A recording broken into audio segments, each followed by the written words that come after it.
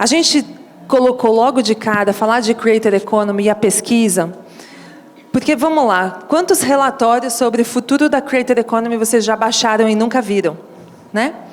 Toda hora, todo dia surge um novo relatório de olha o que vai acontecer, olha as tendências para a Creator Economy. Mas, no final, parece que é tudo um grande Frankenstein de dados que estão sendo, né, compilados e amontoados por aí. E pouco de gente que está realmente se debruçando a entender de onde vêm esses dados, por que eles estão se contorcendo do jeito que estão. E aí, no painel anterior aqui, a gente estava falando do B2B, e dessa prática do influenciador B2B, e a pesquisa da Carol, que se transformou no livro que ela lançou recentemente, vai se debruçar exatamente nisso, né, Carol?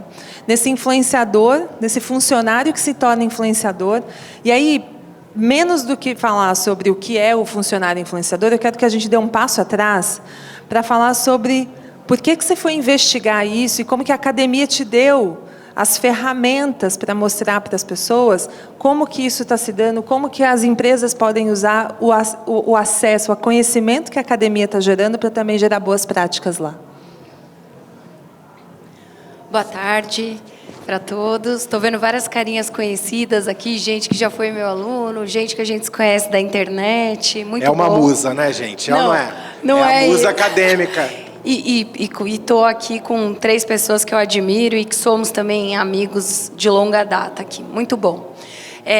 Acho que a academia, Passa, ela está sempre muito preocupada em ter um olhar crítico acerca do que está acontecendo na sociedade, no mercado e assim sucessivamente. E a gente vem acompanhando esse crescimento da Creator Economy junto com o mercado. A gente até estava conversando a respeito disso nos bastidores, aqui eu e o Álvaro. O tempo da academia não é o mesmo que o tempo do mercado, né? O tempo da academia ele tem um tempo maior de maturação, de mais aprofundamento. Então, você estava falando, quem é que olha esse monte de relatório? A gente na academia, a gente olha, a gente se debruça em cada um desses reportes, a gente olha dados, a gente compara, a gente quer entender por que ali está falando disso e no outro está falando daquilo, etc. e tal. Eu comecei a me interessar por essa temática do quanto a influência ela pode estar não apenas na influência convencional, mas também nas potencialidades que a influência pode ter, principalmente no âmbito organizacional. Então, dentro de uma organização, você pode ter o funcionário que já é influenciador da porta para fora? Pode, como qualquer outro lugar.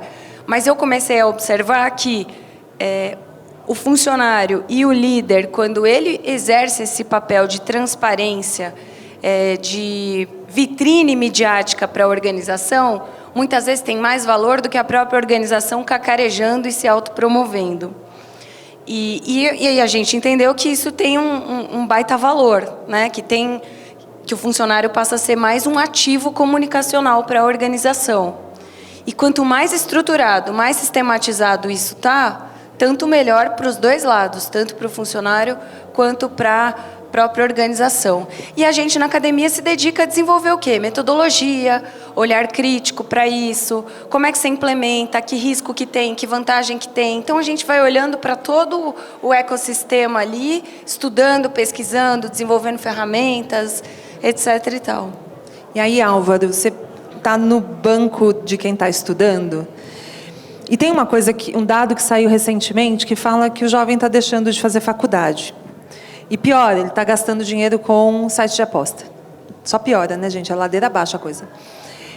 Por outro lado, a gente tem aqui uma pessoa que está se debruçando em estudar e buscar esse conhecimento acadêmico para também profissão, porque você não é hoje uma pessoa que está dedicada à academia, como professor só.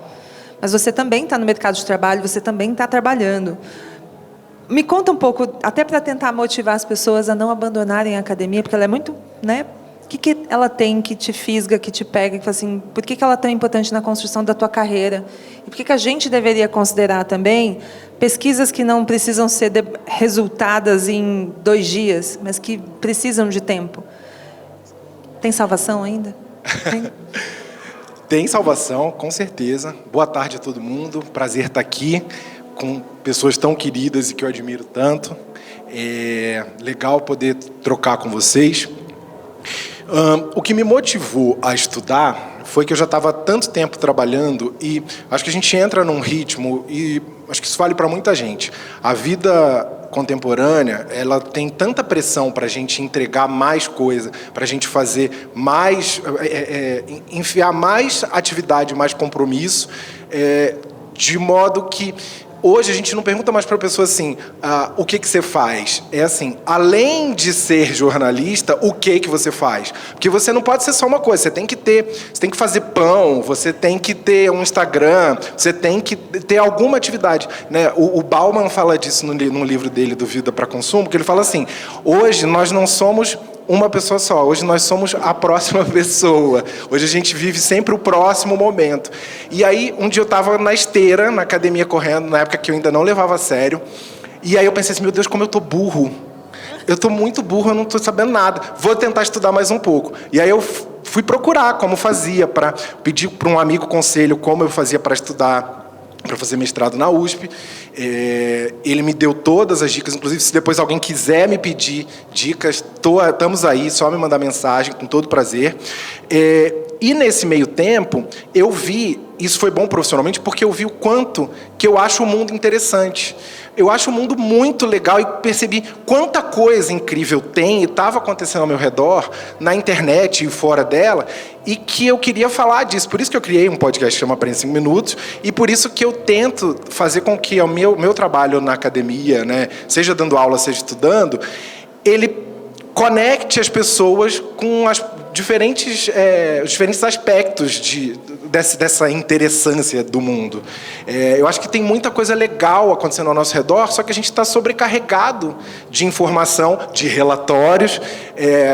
Dá para botar a IA para resumir alguns desses relatórios de vez em quando, não vou mentir, mas o que a gente precisa é sempre não se deixar abater por essa sobrecarga e entender quem a gente é. Foi quando eu entendi, na esteira correndo, quem eu sou, que eu falei, pronto, me encontrei. Eu fui buscar aqui, enquanto você estava falando, lá no CAPES. Quantas pesquisas a gente tem cadastradas no CAPES com Created Economy e Marketing de Influência? Para contextualizar, o CAPES é onde a gente consegue identificar, onde estão cadastradas todas as pesquisas acadêmicas em torno de todos os temas de todas as universidades. Created Economy tem 9. E a primeira foi datada 2019 no Brasil, de pesquisa. Mas quando eu fui buscar influenciadores, são 47 mil. Nossa. É impressionante, gente, o quanto a academia brasileira está produzindo em torno de influenciadores. Pesquisas como a da Carol, estudos como o do Álvaro. Então, a gente está falando de um número bem expressivo, né? E se a Created Economy está ali desde 2019 já inaugurando, pode ser que a gente comece a ver um pouquinho mais. E aí eu vou convocar Eric, que não envelhece, a gente falar cá estou. sobre... Eric, a gente conversou bastante semana passada, né? Eu estive lá para conhecer o campus da FAAP, que, enfim, gente, conheçam o campus da FAAP e o trabalho que o Eric lidera lá. E aí ele me falou que ele já está há mais de 20 anos na FAAP. Eu falei, meu Deus, gente, realmente, o primeiro evento de social media que eu fui nessa minha transição de carreira foi na FAAP, em 2010, o Social Media Week, há muito tempo. E desde então a gente, enfim, vem se conversando, e eu nunca tinha ido conhecer realmente o campus da FAAP. E uma das coisas, uns projetos que o Eric lidera lá é o Lab. Porque muito do que a gente está falando, pensem, 47 mil pesquisas sobre influenciadores. Para quem? Para onde? Para que serve? Para onde vai? Eu queria que você contasse um pouco o que é o Lab, o trabalho da academia da porta para fora. Sim. Porque da porta para dentro a gente já entendeu como funciona. Mas a academia entrega o que para a sociedade? Sim, legal. Obrigado pelo convite, obrigado pela pergunta. Oi, gente, muito prazer, para quem não me conhece. Um divo também, né, gente? Todos divos. Eu estou lá na FAAP há esse tempo, há 22 anos exatamente. E é isso, assim, acho que tem uma diferença aqui entre a gente, que eu conheço a turma toda aqui, mas eu tenho uma diferença dos dois, que acho que é importante abrir no seguinte, de que existe uma coisa que é a pesquisa científica acadêmica, que é onde eles dois estão mais, e eu estou mais na academia, não necessariamente do lado da pesquisa científica, mas lá, 20 anos atrás, o que eu me propus era sair do mercado, ir para a academia, porque eu tinha uma agência digital, eu fui para a academia buscando essa conexão que a gente está falando aqui agora, focada em influenciadores, na Creator Economy, mas buscando, de qualquer forma, construir uma ponte entre a academia e o mercado. E a minha área já era lá a digital desde essa época, então eu tenho algumas experiências dessa relação, eu já chego no Lab, mas acho que ele é uma construção de uma ideia que começou em sala de aula de graduação, que eu tenho pessoas aqui, ex-alunos que estão aqui, que passaram por essa experiência de fazer comigo, na sala de aula, a criação de um perfil, que hoje é de Instagram, de TikTok, 20 anos atrás era criar um blog, né? Para quê? Para aí que eu acho que é o ponto. Para que a academia serve para o mercado? Para dar para o mercado o tempo da reflexão.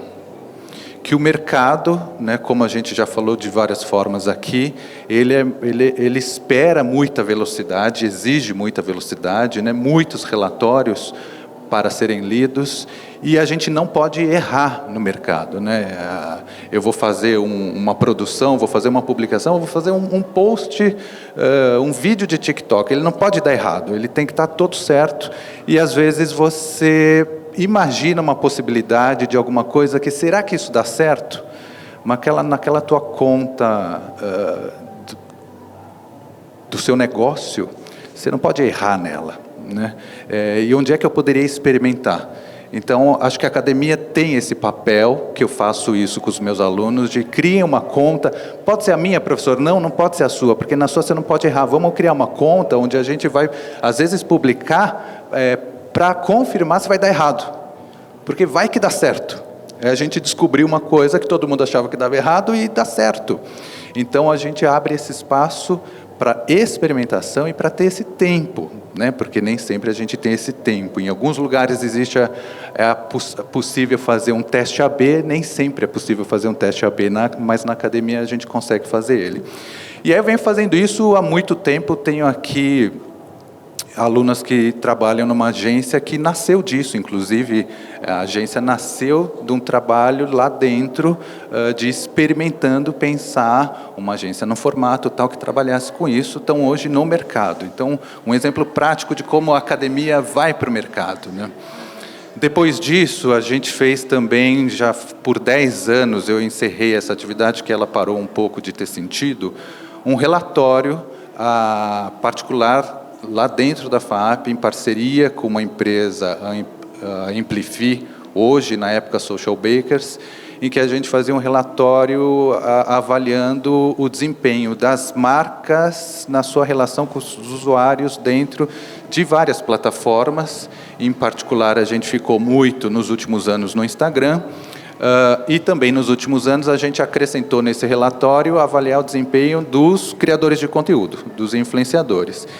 E era um dado bastante importante, como outros relatórios, em que, de novo, a academia consegue entregar para o mercado dados que são úteis, como, por exemplo, mostrar que tanto marcas quanto influenciadores, estou falando de 10 anos atrás, hein, né? Hoje a gente já sabe uma coisa que eu vou falar agora, já é uma afirmação dada, mas enfim, antes a gente, através desses números, conseguia mostrar que tanto marcas quanto influenciadores estavam, durante um ano inteiro, publicando a mesma frequência de posts no Instagram, de 2, 3, 4 posts, de 3 a 4 uma época, só que o resultado de engajamento de cada um desses era muito diferente. Os influenciadores tinham um retorno muito maior do que as empresas. E esse relatório ia parar dentro das reuniões estratégicas das empresas para se pensar, então, a gente está fazendo a mesma coisa, mas o resultado é outro, o que a gente faz com isso? E era muito legal porque eu recebia print de alunos, ex-alunos que estavam trabalhando nessas empresas, tiravam um print, olha, professor, o relatório lá que você faz, estão usando aqui na minha reunião. Então, de novo, a academia, acho que sendo importante para pautar, para fomentar estratégias do mercado. E hoje a gente está, esse semestre, lançando uma atividade nova, que é o Laboratório de Ética Publicitária, em que a gente está fazendo em parceria com o CONAR, que é dentro da publicidade o órgão que faz a autorregulamentação da publicidade e que já tem um material muito bom sobre publicidade envolvendo criadores de conteúdo, só que é um texto denso, duro, né, legal, construído por advogados. Então, junto com a doutora Juliana Albuquerque, que é a vice-presidente do CONAR, e o doutor Fernando Costa, que é coordenador do curso de Direito lá na FAAP, eu do curso de Publicidade, a gente propôs essa parceria em que a gente vai começar um trabalho com os alunos da graduação que vão ser fomentados um pouco por teoria acadêmica sobre ética e direito, e depois, numa segunda fase, fomentado por materiais com os profissionais do CONAR, trazendo para eles casos que aconteceram de problemas de publicidade com influenciadores, para depois a gente pegar o material deles e os alunos vão transformar isso num material didático de conscientização para a gente oferecer para o mercado, para os influenciadores digitais que não são da área nem de direito nem de publicidade, que às vezes não conhecem nada disso, mas estão fazendo muito sucesso com uma conta grande, e vem uma marca e fala, vamos fazer uma publi? O que pode, não pode fazer? A gente quer dar um material de mais fácil leitura para esse mercado e, de novo, poder a academia entregar alguma coisa para o mercado que ajude a esse mercado se desenvolver. À tarde, gente, às 17 horas, eu vou estar com a Juliana no palco da Sotac para falar de regulação, tá? A Juliana lá do CONAR, vai ser bem importante. Pode falar, Carol, porque eu também tenho pergunta para você já. É que eu queria muito, na esteira daquilo que o Eric falou, a gente tem um papel na academia que é produção de conhecimento, né? Então, além das pesquisas que a gente faz, além dos debates, além dos estudos, a gente tem que fazer esse conhecimento circular sob a forma de e-books, relatórios, palestras, cursos, livros, né? E isso também pode se desdobrar em pós-graduação, cursos de extensão. Então, esse é o nosso grande papel, fazer com que esse conhecimento circule, né? E a gente tem muito como objeto o que está rolando no contemporâneo, né? Estudar esse contemporâneo.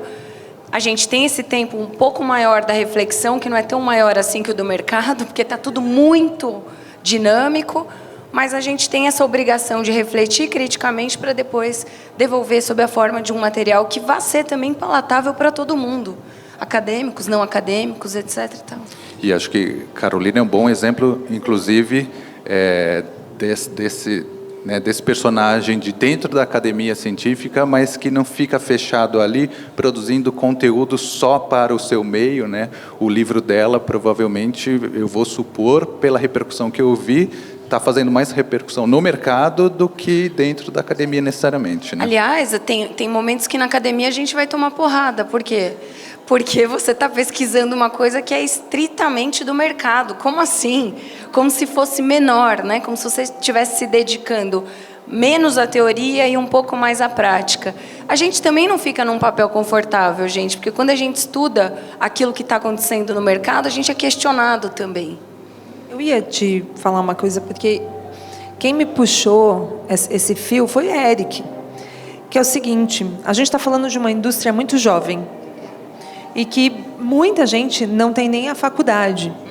Está aprendendo o quê? Fazendo, se virando, né? No teste, acerta e erra. E que acaba não entendendo que existe um caminho para também acessar a pesquisa acadêmica, a informação que é produzida, esse conhecimento que é produzido dentro da academia, também é acessível não só para quem está numa graduação ou precisa ter uma graduação para fazer uma pós. Como que você acha que a gente pode olhar, assim, quem está na academia hoje, seja na cadeira de estudante ou de professor, levar esse conhecimento sobre a academia para quem não tem ainda nem o primeiro degrau? Porque o primeiro degrau já é um desafio, né, gente? A gente está falando de 22% da população brasileira que teve acesso ao ensino superior até agora. Então, ainda é um degrau muito alto para subir. Acho que a gente tem um papel muito grande de inspirar as pessoas para que elas queiram ir estudar com a gente, né? Principalmente eu ali que estou na universidade pública e que há 14, 15 anos tem programas de ingresso, né? Que não apenas para as pessoas que estudaram a vida toda em escola particular, de elite, etc., que tinha acesso à USP antes. Hoje a gente tem programas que absorvem 55% da USP é derivada da escola pública hoje. Eu acho esse um baita número, né? Um número muito legal. Então, a gente tem que incentivar essas pessoas para que elas queiram fazer uma graduação. E na graduação, gente, você não vai aprender ferramentas, você não vai aprender a manejar ali o TikTok, não é esse o nosso papel. O nosso papel é instrumentalizar aquelas pessoas para que elas possam pensar criticamente. Né? Depois você vai aprender o instrumental na prática mesmo, no dia a dia. Mas ali a gente precisa te dar base para você ser um bom cidadão, para você ter ética, para você ter a base comunicacional, no nosso caso aqui, que somos todos de comunicação, para que você seja um profissional de excelência e de destaque por conta dessa base. Porque a ferramenta, gente, ela muda o tempo todo, a gente sabe disso, né? Então, é esse estímulo, sabe? Putz, vamos estudar, vamos aprofundar, é só o primeiro passo, é só o primeiro degrau mesmo. A gente vai estudar o resto da vida, seja formal ou informalmente. Isso é demais, gente, porque em 2015, quando eu enfrentei o mestrado, porque depois a gente vai que eu enfrento o doutorado, né? Tem que emendar um no outro, senão você perde o pique. Eu fui desavisada sobre o que era um mestrado. E eu saí de lá transformada. Existe uma profissional antes do mestrado e uma profissional depois. E você que já está aí encaminhando, você está em que semestre do doutorado, Álvaro? Eu estou no 2º ano, são 4, né? O quanto você sentiu que o conhecimento acadêmico te moldou enquanto profissional? O que mudou? Você sentiu também esse antes e depois? Eu acredito que a principal contribuição para mim, para o meu dia a dia, da experiência acadêmica, seja a metodologia. Seja você olhar para as coisas e padronizar o seu comportamento, do tipo, se eu tomar as medidas metodológicas A e B, eu vou chegar ao resultado tal. Né? As escolhas de metodologia, como você sistematiza o seu pensamento. Para mim isso foi especialmente positivo, porque o jornalismo, que é onde eu passei a maior parte da minha vida, ele já treina a gente para tentar achar maneiras de verificar informações, né? Eu costumo dizer que o jornalismo, ele é a fofoca verificada, porque o jornalismo, ele nasce fofoca. Surge um boato, uma história, você vai atrás, você vai aplicar a metodologia jornalística para tentar verificar se aquilo é verdade ou não. E uma pesquisa acadêmica tem muitas conexões com esse ponto de vista. Mas eu acrescentaria, eu uniria essa sua pergunta com o que a Carol falou, e que também tem a ver com o começo da sua fala, no sentido de que a gente precisa parar de enxergar a educação como algo utilitário. Existe uma grande impressão na cabeça de parte do público brasileiro de que você estuda para usar aquilo para alguma coisa, quando, na verdade, o estudo ele pode abrir o seu horizonte, ele pode abrir a sua cabeça, abrir o seu olhar para um monte de coisa. Então, é muito errado quando a gente fala assim, mais um dia se passou e eu não usei trigonometria para nada. Você que pensa, porque a trigonometria que você estudou, a física que você estudou, e eu detestava a física, a matemática eu gostava. Assim, eu sempre falava, mas por que diabos eu tenho que aprender entropia? Aí eu cheguei no marketing e vi que tem entropia de marca. E aí eu falei, nossa, serviu para alguma coisa? Mas não é que serviu para alguma coisa. Você aprende modos de pensar o mundo, modos de enxergar o mundo. E a academia pode te ajudar nesse sentido, que você vai conhecendo autores e cada autor destrava outro autor. E aí, de repente, você começa a ter um fomo acadêmico que você fala assim, quanto mais eu leio, mais coisa tem para ler. Eu vou surtar, mas é um surto bom. Um vai destravando o outro, por isso que a gente fala tanto todo documento acadêmico no final tem lá as referências bibliográficas, né? E às vezes as referências são enormes, são páginas e páginas de referência para a gente lembrar que o que a academia mais tem para ensinar a gente é sobre a essência coletiva. Um pensamento, ele é costurado com N pensamentos de várias pessoas que estão construindo tudo isso que a gente está entendendo como Creator Economy. Já encaminhando para o final, mas não menos importante, até já puxando vocês novamente para o painel com o CONAR, que eu vou fazer às 17 horas, a academia tem um papel fundamental na regulação.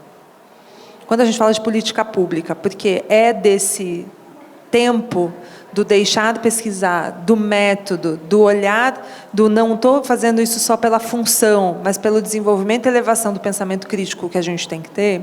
E o debate mais importante que a gente tem hoje na mesa é olhar para esse inventário imenso de a estimativa de 22 milhões de influenciadores no país e começar a dar cabo de organizar isso. Se vocês estivessem sentados na mesa com o governo federal para organizar as regras do jogo da Creator Economy, o que vocês acham que não pode faltar? Botar as big techs no eixo. Devido lugar. Sem dúvida, sem dúvida. Eu diria, desculpa. Pode, vai lá, Eric. Vai não, lá. eu ia. A primeira coisa que eu pensei foi exigir mais transparência do funcionamento dos algoritmos, porque para a Creator Economy, né, o ponto principal hoje que interfere é essa coparticipação de um algoritmo que você não tem noção direito como é que funciona. Caixa preta. E que muda o tempo inteiro, né? Exato.